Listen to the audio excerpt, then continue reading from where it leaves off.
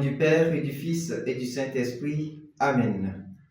Ô Seigneur, envoie ton esprit et tout sera créé, et tu renouvelleras la face de la terre. Évangile de Jésus-Christ selon Saint Jean, chapitre 14, versets 1 à 6. En ce temps-là, Jésus disait à ses disciples, « Que votre cœur ne soit pas bouleversé. Vous croyez en Dieu, croyez aussi en moi. Dans la maison de mon Père, il y a de nombreuses demeures. Sinon, vous aurais-je dit, je pars vous préparer une place. Quand je serai parti vous préparer une place, je reviendrai et je vous amènerai auprès de moi, afin que là où je suis, vous soyez vous aussi.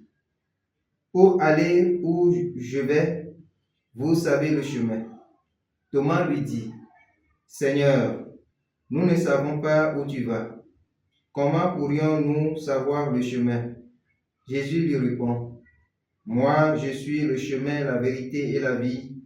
Personne ne va vers le Père sans passer par moi. » Acclamons la parole de Dieu. Louange à toi, Seigneur Jésus. Bien-aimés dans le Seigneur, aujourd'hui, vendredi 16 mai de la 4e semaine du temps de Pâques, l'évangile de ce jour nous situe dans un contexte de promesse. Une promesse qui rassure et invite à la tranquillité du cœur, un retour au calme. Que votre cœur ne soit pas bouleversé, nous dit Jésus.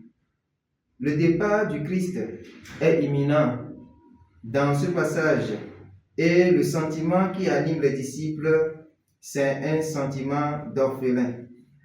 Bien-aimés dans le Seigneur, aujourd'hui, nous avons le même sentiment chaque fois que nous faisons l'expérience de l'absence physique ou spirituelle du Christ dans chacune de nos vies.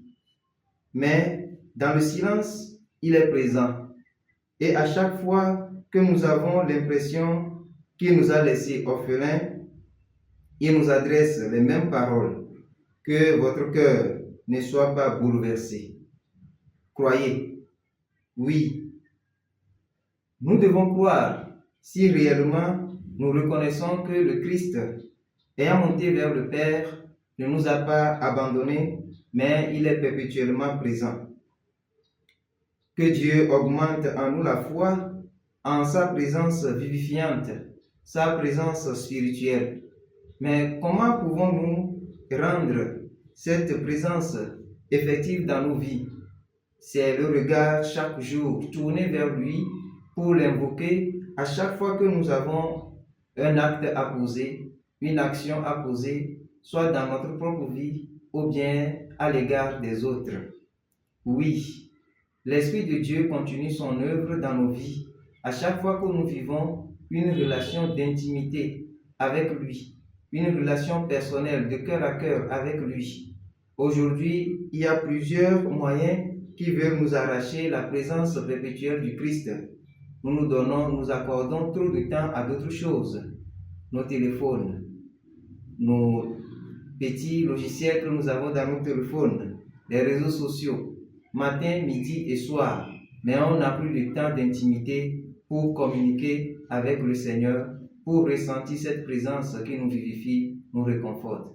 Que Dieu nous fasse revenir à lui pour que nous puissions épouser cette présence et la communiquer à ceux qui en ont besoin, maintenant et pour les siècles des siècles. Amen.